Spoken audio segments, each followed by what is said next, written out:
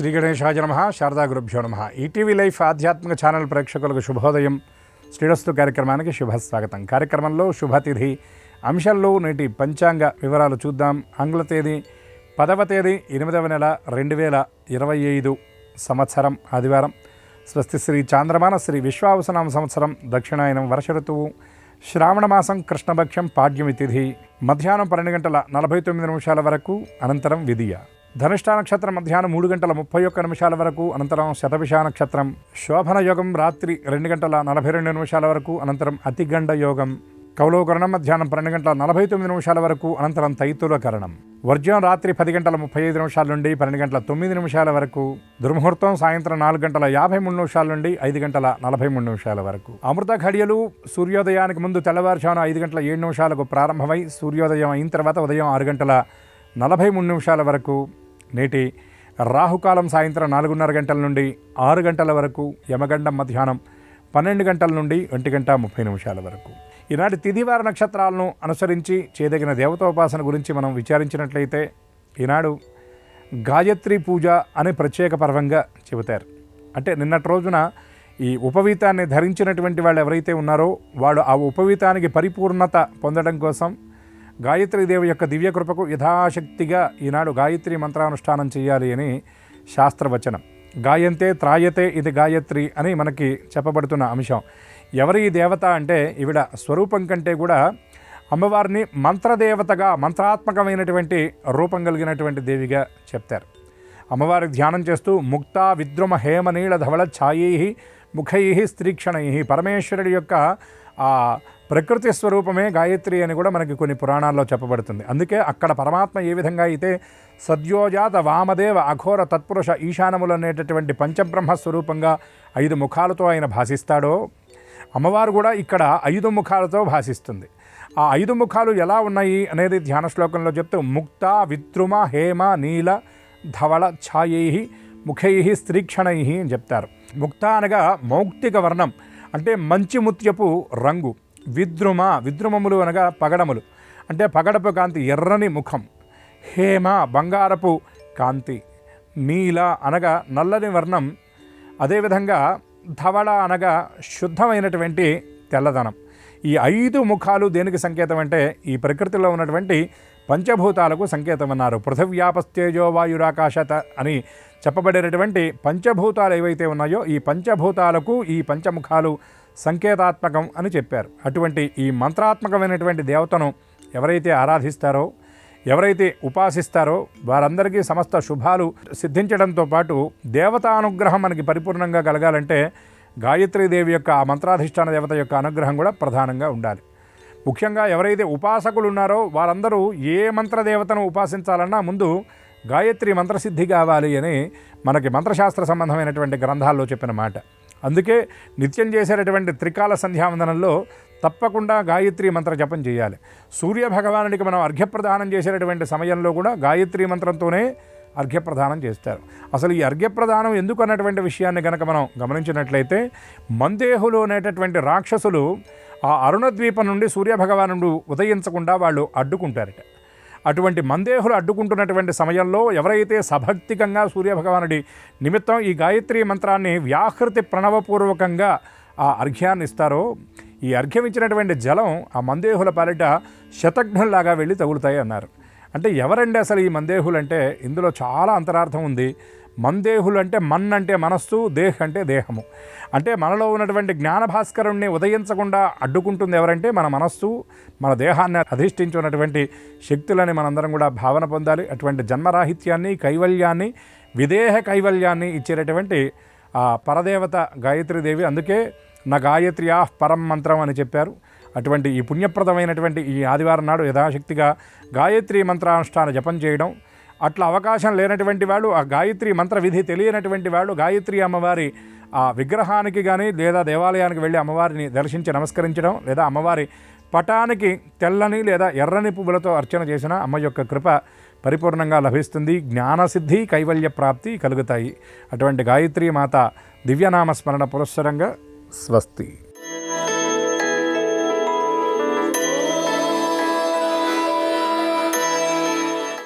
ETV life ఆధ్యాత్మిక channel ప్రేక్షకులందరికీ నమస్కారం. శ్రీరస్తు కార్యక్రమంలో గ్రహయోగం అంశానికి స్వాగతం.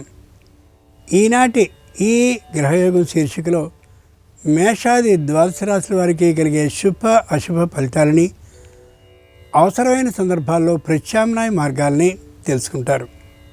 అంతేకాక ఏ రాశి వారికి ఏ దైవ దర్శనం అనుకూలమో, ఏ రాశి వారికి ఏ దిక్ప్రయాణం లాభకరమో, ఏ రాశివారు ఏ రంగు దుస్తుల్ని ధరించినట్లయితే సకల కార్య పరిసమాప్తి అవుతుందో, ఏ రాశి వారికి ఏ సంఖ్య నేటికి మాత్రం అదృష్ట సంఖ్యగా పరిణమించబోతోందో ఆ విశేషాల్ని క్రమంగా తెలుసుకుంటారు.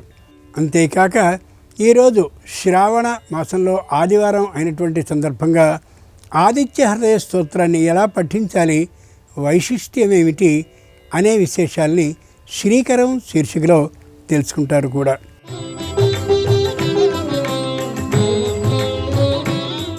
సూర్య ఆరాధనకి పరమోత్కృష్టమైనది ఆదిత్య హృదయ స్తోత్రం.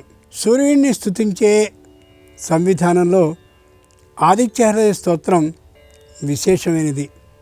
శ్రీమద్ రామాయణం యుద్ధకాండలో 107వ సర్గలో అగస్త్య మహర్షి రామచంద్రునికి ఉపదేశించిన సూర్య స్తోత్రమే ఆదిత్య హృదయం. 30 శ్లోకాలతో కూడినటువంటి ఈ స్తోత్ర పఠనం పారాయణం విశేష ఫలప్రదం. ఇది ఆదిత్యుణ్ణి త్రిపురుషమూర్తిగా, త్రయీమయునిగా చూపిస్తుంది. సకల లోకానికి చక్షువుగా, కర్మసాక్షిగా, ప్రత్యక్ష దైవంగా సూర్యనారాయణుడు తేజరిల్లుతాడు. యుద్ధంలో అలసిపోయిన రామచంద్రునికి సమరోత్సాహాన్ని కలిగించిన ఓషధీయుక్త స్తోత్రం ఆదిత్య స్తోత్రం. అగస్త్య మహర్షి ఉపదేశ సారం మహిమాన్విత మంత్రాలై వెలసిల్లాయి. మనోనిర్మలత్వం కారణంగా ఆరోగ్యం చేకూరుతుందని, సూర్యుడి అనుగ్రహం వల్ల ఆరోగ్యం సిద్ధిస్తుందని, భాస్కరుడు తన కిరణ పుంజాలతో జీవకోటికి తేజస్సుని అందిస్తున్నాడని, సూర్యుడే సృష్టికర్త లయకారకుడని, లోకంలో జరిగే సర్వకర్మలకి దివాకరుడే సాక్షీభూతుడని ఎన్నెన్నో విశేషాల్ని ఈ స్తోత్రం ఇలా ఆవిష్కరిస్తుంది. ఎన్నో ఆరోగ్య సూత్రాలు, సూర్య వైభవం, కర్తవ్య నిష్ఠ, లక్ష్య సిద్ధి వంటి అంశాల్ని అగస్త్యుడు శ్రీరామునికి అందించాడు. ఆదిత్య హృదయ శ్రవణ పఠనాలతో రావణుణ్ణి రాముడు సంహరించి విజయాన్ని సాధించగలిగాడు. ఆ కారణంగా విజయ రాఘవుడు అనిపించుకున్నాడు. సూర్యగీతగా వెలుగొందే ఈ స్తోత్రం సనాతనమైనది. సర్వమంగళాలని కలిగిస్తుంది, సమస్త శుభాలని చేకూరుస్తుంది కూడా. ముందుగా నేటి పంచాంగం. ఈరోజు శ్రావణ బహుళ పాడ్యమి, ఆదివారం, నక్షత్రం ధనిష్ఠ. ఇక నేటి గ్రహస్థితిని పరిశీలించి చూస్తే మిథునంలో గురు శుక్రులు, కర్కాటకంలో రవి బుధులు, సింహంలో కేతువు, కన్యలో కుజుడు, కుంభంలో రాహు చంద్రుడు, మీనంలో శని ఉన్నారు.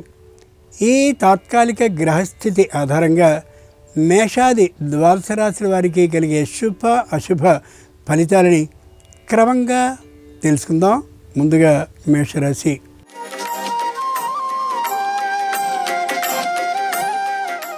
ఈరోజు మేషరాశి వారి ఫలితాలని పరిశీలించి చూస్తే మానసికంగా దృఢంగా ఉండగలుగుతారు. శారీరకంగా ఏ విధమైన అనారోగ్య భావన లేకుండా ఉండగలుగుతారు. ఆ మధ్య వచ్చినటువంటి అనారోగ్యానికి సరైనటువంటి విధంగా సక్రమంగా ఔషధ సేవని చేస్తూ అనారోగ్య భావన ఏమాత్రమూ లేకుండా ఉండగలుగుతారు. కుటుంబంలో ఉన్నటువంటి వృద్ధులు, అనారోగ్యవంతులు కూడా ఏ విధమైనటువంటి అనారోగ్య భావన లేకుండా ఉండగలుగుతారు. శ్రావణ ఆదివారం సందర్భంగా మేషరాశి వారు ఆదిత్య భగవానుణ్ణి కుంకుమ అక్షతలతో పూజించినట్లయితే సంపూర్ణ అనారోగ్యం తొలగిపోతుంది, ఆరోగ్య సిద్ధి అవుతుంది. తూర్పు దిక్ ప్రయాణం అనుకూలం. కలిసి వచ్చే రంగు నలుపు. అదృష్ట సంఖ్య 8.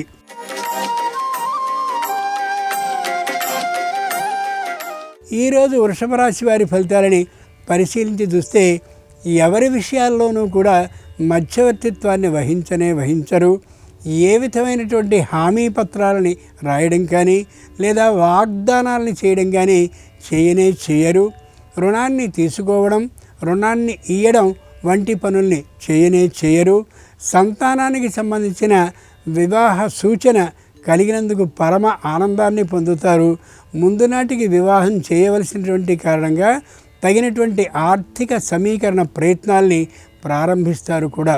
శ్రావణ ఆదివారం సందర్భంగా వృషభ రాశి వారు శ్రీ వీర వెంకట సత్యనారాయణ స్వామి వారిని తమలపాకులతో పూజించినట్లయితే తప్పక వ్యాపారంలో ధన లాభ సూచన కలుగుతుంది. ఈశాన్య దిక్ ప్రయాణం అనుకూలం. కలిసొచ్చే రంగు ఎరుపు. అదృష్ట సంఖ్య 4.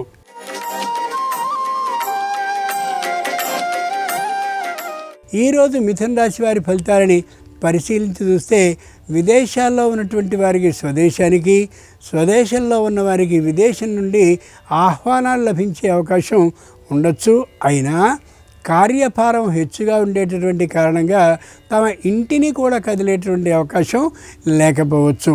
శారీరకమైనటువంటి శ్రమ ఎక్కువగా అయ్యేటటువంటి కారణంగా మానసికంగా అంతటి స్థిరమైనటువంటి అభిప్రాయంతో ఉండలేకపోవచ్చు ఈ రాశివారు. శ్రావణ ఆదివారం సందర్భంగా మిథున రాశివారు కళ్యాణ వెంకటేశ్వర స్వామి వారిని పసుపు అక్షతలతో అర్చించినట్లయితే తప్పక వివాహాది శుభకార్యాలు అనుకూలించే అవకాశం ఉంటుంది. ఉత్తర దిక్ ప్రయాణం అనుకూలం. కలిసొచ్చే రంగు తెలుపు. అదృష్ట సంఖ్య 4.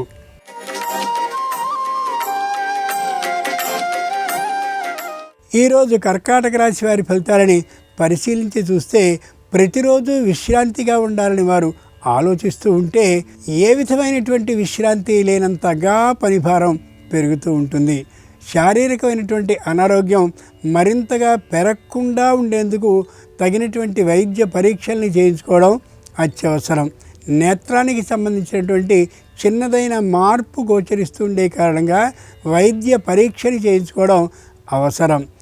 శ్రావణ ఆదివారం సందర్భంగా కర్కాటక రాశి వారు శ్రీకృష్ణుని తులసీ దళాలతో అర్చించినట్లయితే నూతన ఉద్యోగ ప్రాప్తి సూచన కలిగి తీరుతుంది. నివృత్తి దిక్ ప్రయాణం అనుకూలం. కలిసొచ్చే రంగు నలుపు. అదృష్ట సంఖ్య 6.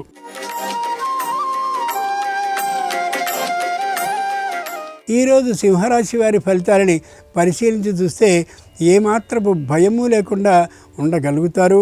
కొన్ని ఇంతకుముందు చేసినటువంటి వ్యాపారంలో పొరపాట్లు జరిగినప్పటికీ కూడా వాటి నుండి బయటపడేందుకు కావలసినటువంటి అన్ని ఏర్పాట్లని న్యాయవాదుల ద్వారా ఏర్పాటు చేసుకుంటూ ఉంటారు. ధర్మబద్ధంగా మాత్రమే పూజలు, పురస్కారాలు, ఆధ్యాత్మికమైనటువంటి దూరభార ప్రయాణాలు, దైవ దర్శనాలు వీటితో తలమునకలయ్యేటటువంటి అవకాశం ఈ రాశి వారికి బాగా కనిపిస్తోంది.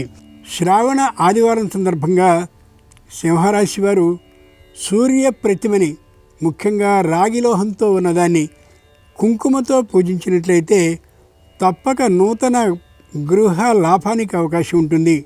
పశ్చిమ దిక్ ప్రయాణం అనుకూలం. కలిసొచ్చే రంగు నీలం. అదృష్ట సంఖ్య 7.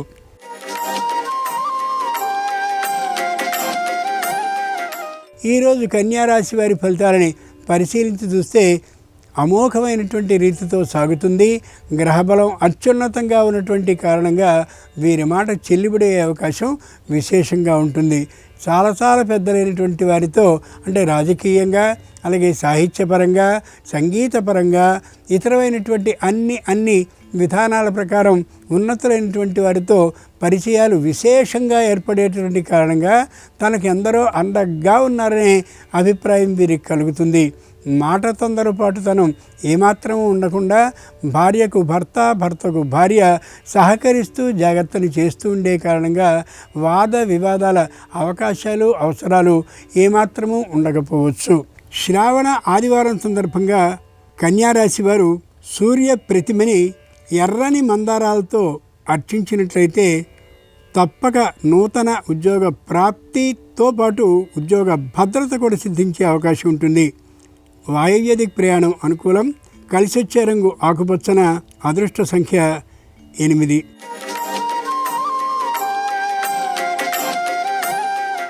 ఈరోజు తులారాశి వారి ఫలితాలని పరిశీలించి చూస్తే ఎవ్వరితోనూ వాద విరోధాలని ఏర్పాటు చేసుకోరు.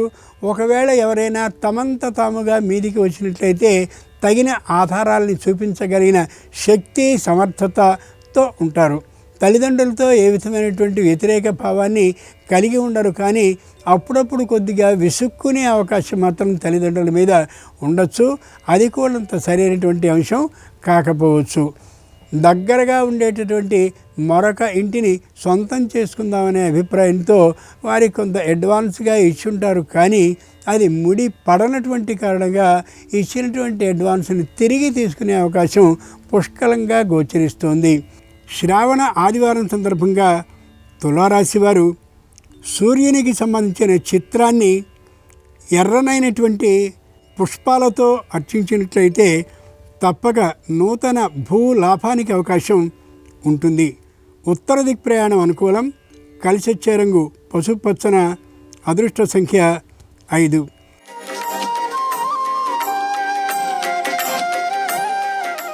ఈరోజు వృశ్చిక రాశి వారి ఫలితాలని పరిశీలించి చూస్తే వ్యాపారపరంగా అభివృద్ధి కోసం దూరభార ప్రయాణాలను చేసేటటువంటి ఆ ప్రయాణాలు ఏవీ అంతగా సహకరించే అవకాశం, ఏవీ అంతగా వీరి వ్యాపారాన్ని అభివృద్ధి పరిచే విధానాలు లేకపోవచ్చు.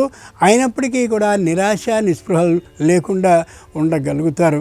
కుటుంబంలో ఒకరికి తాత్కాలికమైనటువంటి అనారోగ్యం కలిగిన కారణంగా మానసికమైనటువంటి అశాంతతతో ఈరోజు ఉండే అవకాశం గోచరిస్తుంది. శ్రావణ ఆదివారం సందర్భంగా వృశ్చిక రాశి వారు శ్రీరామచంద్రమూర్తి వారిని మందారాలతో పూజించినట్లయితే నూతన పదవీ లాభం, అంతేకాక వేతన ఆధిక్యం కూడా లభించే అవకాశం ఉంటుంది. ఆగ్నేయ దిక్ ప్రయాణం అనుకూలం. కలిసొచ్చే రంగు ఎరుపు, అదృష్ట సంఖ్య 4.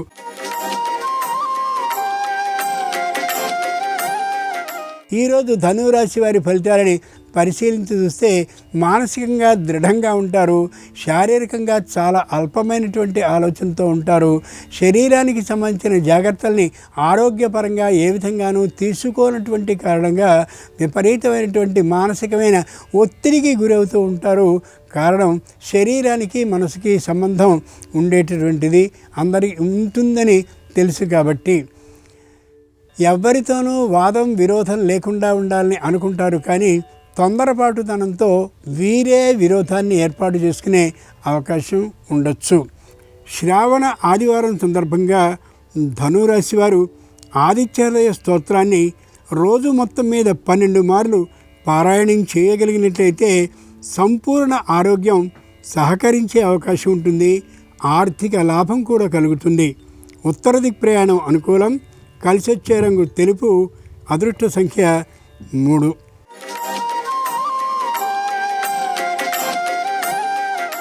ఈరోజు మకర రాశి వారి ఫలితాలని పరిశీలించి చూస్తే వ్యాపారం మెల్లమెల్లగా పుంజుకుంటూ ఉండొచ్చు. అయితే వ్యాపారంలో కొన్ని వస్తు నష్టం కూడా జరిగినటువంటి సందర్భంగా అవి ఇప్పటికీ కానీ గుర్తించలేకపోయే పరిస్థితి ఉండొచ్చు. ముఖ్యంగా వ్యక్తుల మధ్య ఉండేటటువంటి అనుబంధం ఏదైతే ఉందో ఆ అనుబంధాన్ని పెంచుకోవాలనే దృష్టితో ఉంటారు ఈ రాశివారు. అయితే ఏ కారణంగానో అంతటి అనుబంధంతో జీవించిన వ్యక్తులు అందరూ కలిసి వచ్చే అవకాశం ఈ రాశివారికి ఉండకపోవచ్చు. శ్రావణ ఆదివారం సందర్భంగా మకర రాశి వారు గణపతిని బిల్వ దళాలతో అర్చించినట్లయితే తప్పక అన్ని సమస్యలు పరిష్కరింపబడ్డవే కాకుండా బంధుమిత్రులతో అన్యోన్యతాభావం ఏర్పడుతుంది. ఆర్థిక లాభం కలిగే అవకాశం ఉంటుంది. తూర్పు దిక్ ప్రయాణం అనుకూలం.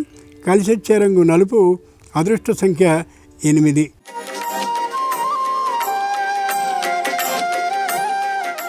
ఈరోజు కుంభరాశి వారి ఫలితాలని పరిశీలించి చూస్తే మొదటి నుండి కూడా గుంభనతనం అలవాటు అయినటువంటి కారణంగా ఏ విషయాన్ని పూర్తిగా నోరు తెరిచి చెప్పే అవకాశం ఈ రాశి వారికి ఉండకపోవచ్చు.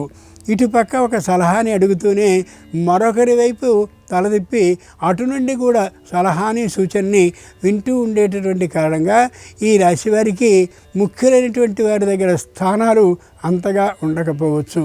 శ్రావణ ఆదివారం సందర్భంగా కుంభరాశి వారు శ్రీ మహావిష్ణువుని చామంతులతో అర్చించినట్లయితే ఆగిన పనుల్లో శీఘ్రమైన కదలిక కలగడమే కాకుండా రావలసిన బకాయిలన్నీ వ్యాపారానికి సకాలంలో చేకూరుతాయి. ఉత్తర దిక్ ప్రయాణం అనుకూలం.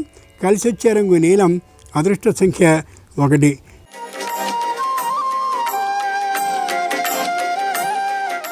ఈరోజు మీనరాశి వారి ఫలితాలని పరిశీలించి చూస్తే మానసికంగా దృఢంగా ఉంటారు.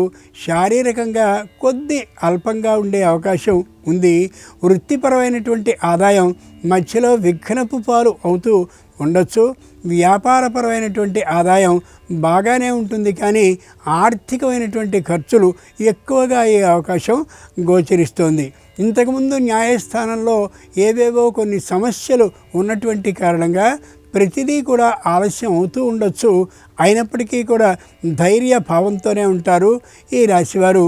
ఈ రోజున శ్రావణ ఆదివారం సందర్భంగా మీనరాశివారు సూర్య ప్రతిమని నాలికేర జలాలతో అంటే కొబ్బరి నీటితో అభిషేకించినట్లయితే మానసికమైనటువంటి అవ్యవస్థ పూర్తిగా తొలగిపోయి వివాహాది శుభకార్య లాభం కలిగే అవకాశం ఉంటుంది. ఈశాన్యుడికి ప్రయాణం అనుకూలం. కలిసి వచ్చే రంగు తెలుపు. అదృష్ట సంఖ్య 3. ఇవి ఈనాడు ద్వాదశ రాశుల వారికి కలిగే శుభ అశుభ ఫలితాలు. ఈరోజు ఆదివారం అయినటువంటి కారణంగా, అందున శ్రావణ మాసపు భానువారం అయినటువంటి సందర్భంగా సూర్య అనుగ్రహం సర్వరాశుల వారికి కలగాలి హృదయపూర్వకంగా ప్రార్థిస్తూ స్వస్తి.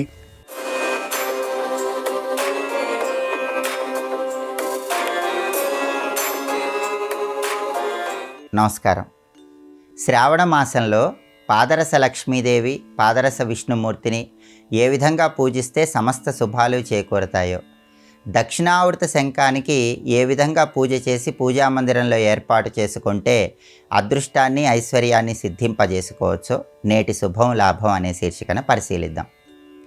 శ్రావణ మాసం లక్ష్మీనారాయణలకు ఎంతో ప్రీతిపాత్రమైన మాసం కాబట్టి పాదరస లక్ష్మీదేవి విగ్రహాన్ని, పాదరస విష్ణుమూర్తి విగ్రహాన్ని పూజామందిరంలో శ్రావణ మాసంలో ఏర్పాటు చేసుకొని ప్రత్యేకమైన విధి విధానాలతో పూజ చేసినట్లయితే అష్టైశ్వర్యాలను సిద్ధింపజేసుకోవచ్చు. ఆర్థిక ఆరోగ్య కుటుంబ సమస్యల నుంచి సులభంగా బయటపడవచ్చు. పాదరస లక్ష్మీదేవి విగ్రహము, పాదరస విష్ణుమూర్తి విగ్రహము మీ గృహంలో పూజామందిరంలో ఏర్పాటు చేసుకోవాలని భావించేవాళ్ళు ముందుగా పూజామందిరంలో పీట మీద ఒక ఎరుపు రంగు వస్త్రాన్ని ఉంచాలి. ఆ ఎరుపు రంగు వస్త్రం మీద కొన్ని గులాబీ పూలను ఉంచాలి.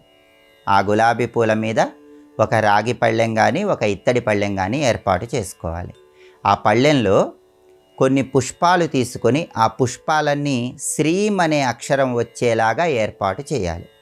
అలా పుష్పాలన్నీ శ్రీం అనే అక్షరం వచ్చేలాగా రాగి పళ్ళెం లేదా ఇత్తడి పళ్ళెంలో ఏర్పాటు చేసుకున్నాక ఆ పుష్పాల మీద పాదరస లక్ష్మీదేవి విగ్రహాన్ని ఉంచి ఆ పాదరస లక్ష్మీదేవి విగ్రహానికి పూజలు చేసుకోవాలి. పాదరస లక్ష్మీదేవి విగ్రహం పక్కనే పాదరస విష్ణుమూర్తి విగ్రహం కూడా ఉంచి పూజ చేసుకుంటే లక్ష్మీనారాయణులు ఇద్దరి అనుగ్రహానికి సులభంగా పాత్రులు కావచ్చు.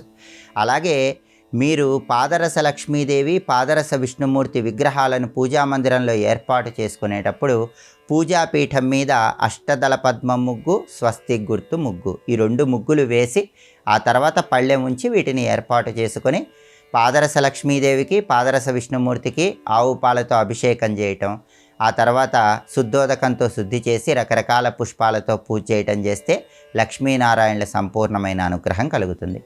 అలాగే శంఖం గృహంలో ఉంటే కూడా విశేషంగా లక్ష్మీనారాయణుల అనుగ్రహం కలుగుతుంది. దేవదానవులు క్షీరసాగర మథనం చేసినప్పుడు లక్ష్మీదేవితో పాటు శంఖం ఆవిర్భవించింది. అందుకే లక్ష్మీదేవికి శంఖానికి సహోదర భావం ఉంటుంది.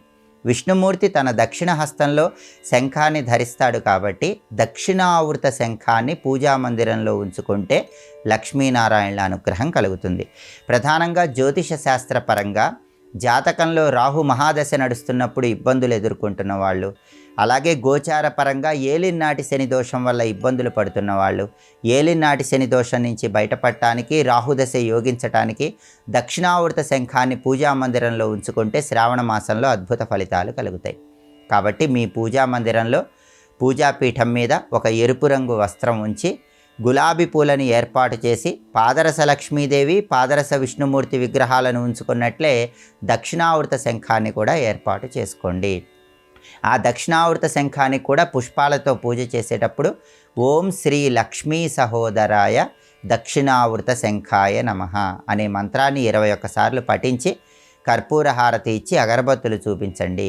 ఇలా లక్ష్మీదేవి విష్ణుమూర్తి పాదరస రూపులను దక్షిణావృత శంఖంతో పాటు కలిపి శ్రావణ మాసంలో పూజా మందిరంలో ఏర్పాటు చేసుకుంటే విశేషమైన శుభ ఫలితాలు కలుగుతాయి. అలాగే శ్రావణ మాసంలో లక్ష్మీ కటాక్షం కలగటానికి ఏకాక్షి నారికేళం కూడా విశేషంగా సహకరిస్తుంది. కొబ్బరికాయకి 3 కళ్ళు ఉంటాయి. కొన్ని ప్రత్యేకమైన కొబ్బరికాయలకి ఒకే ఒక కన్ను ఉంటుంది. దాన్ని ఏకాక్షి నారికేళం అంటారు. ఈ ఏకాక్షి నారికేళం సాక్షాత్తు లక్ష్మీ స్వరూపం కాబట్టి పూజా మందిరంలో కానీ ధనం దాచుకునే బీరువాలో కానీ ఏకాక్షి నారికేళాన్ని శ్రావణ మాసంలో ఏర్పాటు చేసుకున్నట్లయితే లక్ష్మీ కటాక్షానికి ప్రతి ఒక్కరూ సులభంగా పాత్రులు కావచ్చు. అలాగే రేపు శ్రావణ మాసం బహుళపక్షం విధియ తిథి ఉంది. అశూన్య శయన వ్రతం అనే ఒక ప్రత్యేకమైన వ్రతాన్ని ఆచరించడం ద్వారా లక్ష్మీనారాయణల సంపూర్ణమైన అనుగ్రహానికి పాత్రులు కావచ్చు. ఈ అశూన్య శయన వ్రతాన్ని ఏ విధంగా ఆచరించాలో, అలాగే శ్రావణ సోమవారం సందర్భంగా శివానుగ్రహం కలగటానికి పాటించాల్సిన ముఖ్యమైన విధి విధానాలేంటో రేపటి శుభం లాభం అనే శీర్షికను పరిశీలిద్దాం. నమస్కారం. ఈ కార్యక్రమాన్ని తిరిగి చూడాలనుకుంటే www.youtube.com/ETV Life Spiritual లో చూడవచ్చు.